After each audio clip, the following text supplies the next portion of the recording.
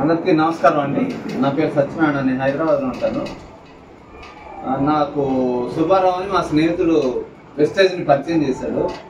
నేను ఒక సబ్బు తీసుకున్నాను. ఈ సబ్బు వాడుకొని ఒకరోజు స్నానం చేసి వాజ్పేయిలో ఉంటాను నేను. అక్కడి నుంచి ఒక 10 కిలోమీటర్ల దూరం ప్రయాణం చేసిన తర్వాత ఎందుకో నా చెయ్యి నా ముక్కు దగ్గరకు వచ్చింది అనుకోకుండా.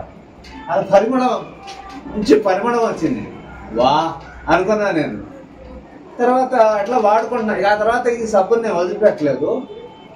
నేను అట్లా రుద్దుకుంటూ మర్చిపోయా. ఈ సబ్బు అయిపోయింది, మొత్తం పూర్తిగా అయిపోయింది. అయిపోయిందనే విషయం నేను మర్చిపోయి మేకుండా స్నానానికి వెళ్ళా. అక్కడ మా మేడం వాడుకునే మైసూర్ శాండిల్ సోప్ ఈ ఇటుంది. ఎట్లా మళ్ళీ కండవ కట్టుకొని బయటకు ఎట్లా వెళ్ళడం, సర్లే వాటికి ఇది కానిచ్చేద్దామని స్నానానికి వెళ్తే స్నానం చేసిన ఫీలింగే లేదు అసలు. ఆ రోజు సంతోషం లేదు నాకు. ఇది వాడిన రోజు వచ్చిన సంతోషం ఏ సబ్బు రుద్దినా రావట్లేదు. ఫ్రెష్నెస్, బాడీ మొత్తం ఫ్రెష్నెస్ ఉంటుంది, ఫ్రెష్ గా ఉంటుంది, మంచి పరిమళం వస్తుంది. అప్పటి నుంచి నేను ఈ సబ్బు వదలట్లేదు. Okay, thank you.